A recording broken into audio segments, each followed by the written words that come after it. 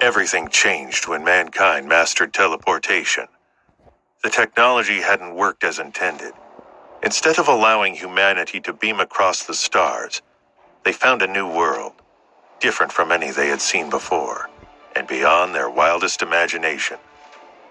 They called this world God's Sanctuary, but it was far from a safe haven. There, all technology ceased to function, and humanity found itself stripped of the tools that had made it a galactic superpower. Left with nothing but their hands, the explorers that charted this bizarre realm could do nothing but cower from the horrific beasts that roamed and soared over the unfamiliar landscape. No guns, no bombs, no missiles. Nuclear weapons would fail to detonate, and aircraft lay useless on the ground. Human beings, so used to standing atop the food chain of countless planets, suddenly found themselves near the bottom in this brutal new world. But the human spirit is not so easily defeated. They relearn the old ways, knowledge from the depths of history, forging and fashioning handheld weapons for hunting and melee, and re-establishing schools to teach long-dead forms of hand-to-hand combat and martial arts. Blades and bows replaced guns and ships. They hunted the creatures of God's sanctuary and made the miraculous discovery the flesh of their prey could increase their strength and evolve their bodies in ways their science could not explain. And with this evolution came an increase in lifespan. All of mankind reveled in the new potential of this wondrous power. Extended life had long evaded science. It was truly beyond humanity's wildest dreams. In the century that followed, more and more people entered this mystical realm, and gradually, humanity became familiar with its rules. They became accustomed to hunting its creatures and seeing their weak human bodies evolve as they consumed them. The more they evolved, the longer their lives would become. In theory, if a person could continue to evolve, they could live forever, if they could survive the hunts. Humanity instituted laws to govern access to God's sanctuary. You had to be at least 16 to enter, but these laws did not extend into the wilds of the sanctuary, where absolute freedom reigned. Within God's sanctuary, everything was legal. Theft, even murder, was fair game. It was the new Wild West, and in this new frontier, the weak perished, and the strongest thrived. Through strength or guile, a person could transcend their original form and become something new, something better. It was this potential of strength through evolution that brought people to the sanctuary. People with dreams of growing powerful. People like Olsen Han, who at present was seated in the mud and muck alongside a trickling stream. He was soaking wet, covered in sludge, and he heaved deep, exhausted breaths. In his left hand, he gripped tight a 6-inch blade, covered in an inky ooze. He looked as if he had just survived the fight of his life and slain one of the sanctuary's most savage beasts. In his other hand sat a big, fat bug, a black beetle, one of the sanctuary's most pathetic creatures. The beetles were, as far as Sen was aware, the weakest beings in the sanctuary, and they were the only ones that he had the strength to slay, which meant he was likely the second weakest and most pathetic creature in God's sanctuary. At least, that's what it felt like to him. He hacked away at the black beetle and muttered profanities at himself under his breath. Truthfully, to hunt a black beetle was hardly a hunt at all. This valley was filled with them, if you knew where to look, and it was a low-level beast with little offensive capability. He stared at the beetle, which twitched uncomfortably under his dull knife before he brought it down a final time. He repeated under his breath, "This better be worth something. This better be worth something." Olsen, or just Sen, as his father liked to call him, removed the insect's claws and pushed out of the tender white meat within. Without hesitating, he sucked the soft flesh from the severed claws, like eating a crab, and chewed. He swallowed it down and stood there, as if waiting for something to happen. But whatever it was, it didn't come. Annoyed, he continued to pull out the bitter flesh and chewed as fast as he could. Beetle juice dripped from his chin, and finally, the beast stopped twitching. Suddenly, a voice sounded in his mind. Black beetle killed, no beast soul gained. And when he swallowed, black beetle consumed, 0 geno points gained. This was the voice that had appeared in his mind the moment he arrived in God's sanctuary. The same voice everyone hears, or at least he hoped everyone else could hear it, and not that he was just hallucinating like a lunatic. The voice had excited him so much at first, but was now a constant reminder of his lowly status and losing struggle to improve. Sen groaned loudly and slammed the beetle carcass down in frustration. Seriously? Nothing? After all that? In his mind, data appeared. Olsen Han, unevolved. Status, none. Lifespan, 200 years. Required for evolution, 100 geno points. Geno points total, 79. Sen nearly shook in frustration. I've killed and eaten at least 30 of these disgusting things in a row, and I still haven't received a single geno point. He kicked the beetle into the stream and watched it float off. At this rate, I'll never finish my first evolution. Geno points, one of the 2 most miraculous discoveries in the sanctuary. It was these mysterious points that granted humanity increased lifespan, and they were the holy grail that attracted humanity into this dangerous world. The flesh of the creatures here was somehow imbued with them, and their potency reflected the power of the organism they came from. Along with beast souls, they were the most important discovery humanity had made since interstellar space travel. But as Sen had learned when consuming his last 30 black beetle meals, the number of geno points one might receive after eating a beast's flesh seemed to be completely random. Devour one beetle and gain 2 geno points. Devour another and receive 5.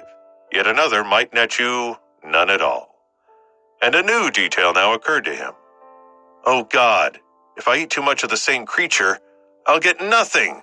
I'm an idiot. He had thought himself clever, following the creek that led to this secluded valley. Nobody else hunted in this area, and Sen believed that he had found the perfect spot to gather resources. The black beetles here were so weak that even Sen would be able to kill them. After all, he only had a dull knife. Things would be different if he was in possession of a beast soul, but these were beyond his reach. When someone killed a creature in the sanctuary, there was a chance that they would receive a beast soul, which would be unique to that kind of creature. There were many types of beast souls, but each reflected their source. They would allow their owner to summon a physical manifestation of the creature's power, an invaluable boon. Some would conjure a weapon, such as a sword or arrow or durable armor. Some could even give humans the ability to transform their own bodies for a limited time, granting them increased strength, speed, or even flight. Needless to say, beast souls were incredibly important tools for those who sought to advance in God's sanctuary. But it was becoming clear that a creature as lowly as the black beetle wasn't going to drop a beast soul when defeated, which put Sen in a difficult position. He was from a poor family. In the outside world, that meant that they struggled to put food on the table. In God's sanctuary, the effects of poverty were magnified. Adventurers could use their wealth to purchase beast souls as soon as they passed through the teleporter.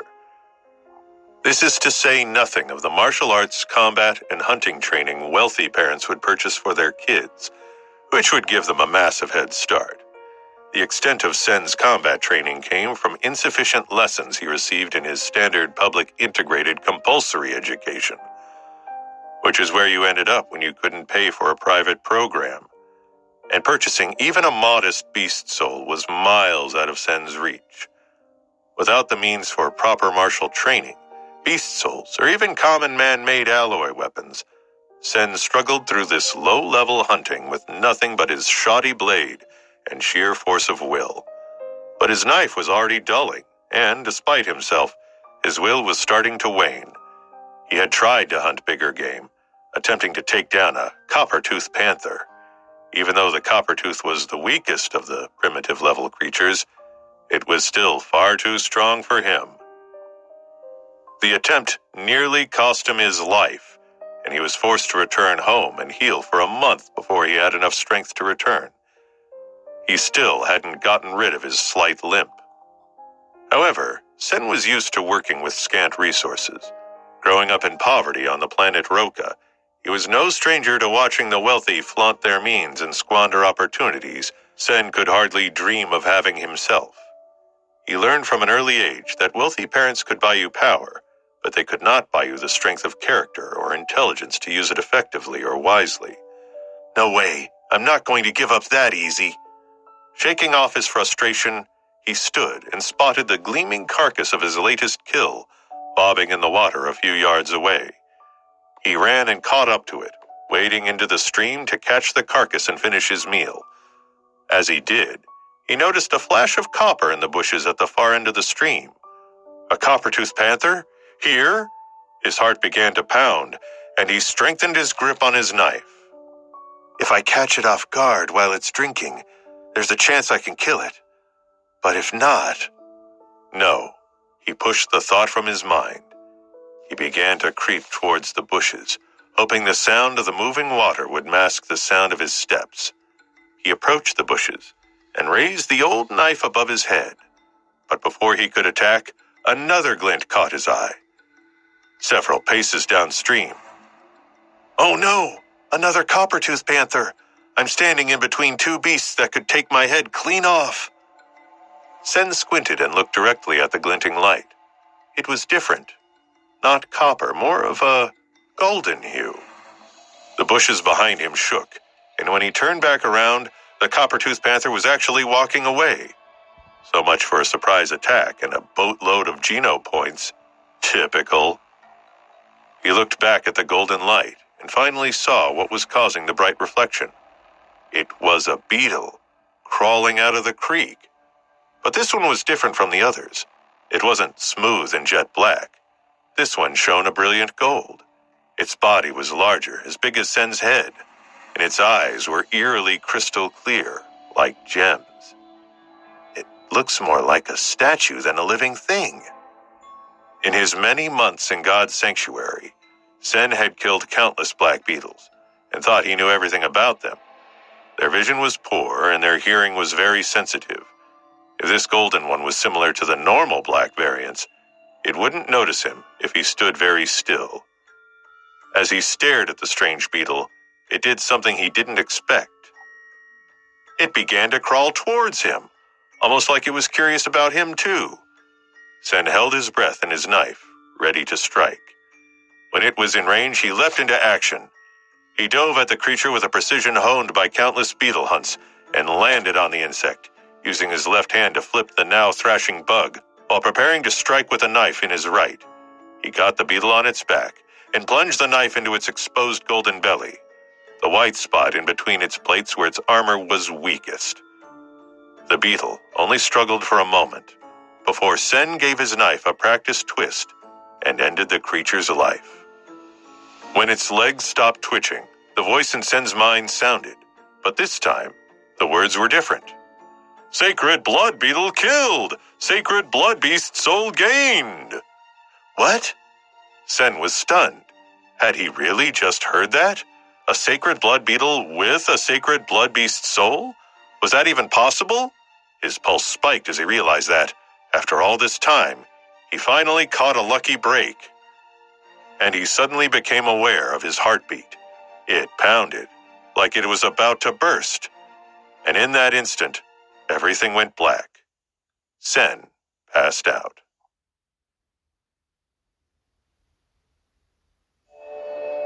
Sen made it back to his room unscathed. It was his alone. Everyone in God's sanctuary had their own quarters. The insults he received outside were already forgotten as he unlatched his pack. He felt good, like he was in the beginning stages of a brilliant new part of his life. He carefully shook out the shell of the sacred blood beetle onto his small table and got to work. He was no chef. The extent of his cooking training on the planet Rocco was the preparation of pasta and the occasional unboxing of a cheap nutrient pack. But Sen knew how to boil water, and that's all he needed to make a soup stock. He lit a fire and brought some water to a rolling boil, at which point he dropped the golden shell in. It was a primitive method of extracting genopoints, but it worked. Or so he had been led to believe. After a few minutes, he turned the flames down and let the pot stock and its beetly contents simmer. It would take several hours for all the essence and nutrients to extract from the shell and then concentrate into a thick, milky broth. He took a whiff of the steam and scrunched his nose. It wasn't the most pleasant smell. He wished he had some herbs to add, or that he even knew which herbs he should add to make it more palatable. He dropped the lid on and left it to simmer. I guess now's the perfect time to figure out what the hell this black stone is. He produced the stone from his pouch and was surprised to find that in the dim light of his room, the sparks inside seemed to shine even brighter. I need to test it somehow. As if in answer to his thoughts, he heard a low growl from the corner of the room. It was a green scale lizard, just an ordinary level creature, caged in the corner. When Sen first got to the sanctuary, green scale lizards were his first prey. Well, second prey. After Sarah Aaron's butt. But he had hunted them until they no longer granted him genopoints. So when he caught this one, he locked it in a cage and forgot about it. I'm surprised the thing is still alive, Sen thought, peering at the snarling little beast. Wait, this might be perfect. He opened the cage and removed the lizard. The starving beast snapped feebly at his hand, but he held the creature down with little effort and even less fear. If his idea about the stone transforming a beetle in a sacred blood creature was accurate, feeding it to the lizard was a risk. This little bastard certainly wants me dead. Who knows what it will do if it becomes a powerful sacred blood beast? Maybe this is a bad idea. Sen changed his mind. He would have to think of a safe way to test his theory. Or not. The green scale lizard gathered all its strength and shot its tongue upward, desperate to get any food at all. Shwak! The lizard's suction-cupped tongue stuck to the stone. Sen instinctively jerked his hand back to dodge, a skill he thought he perfected when hunting these things. But he was far too slow. The green scale lizard flung through the air, attached to the stone like a yo-yo. Sen grabbed the lizard with his free hand and pulled, but the tongue stretched out as far as Sen could spread his arms. He pulled with all his might and could feel the lizard straining. Let go, you little jerk! Sen's hands were sweaty and his grip faltered. Snap! The lizard shot out of his hand, mouth wide, straight at the stone. It swallowed the whole stone. In the blink of an eye, the creature became imbued with renewed vitality, and Sen needed to use both hands to keep the writhing lizard down. Its eyes widened and it craned its neck, trying to catch his arm with its teeth. Carefully avoiding the sharp spines on its tail, Sen flung the beast into its cage and managed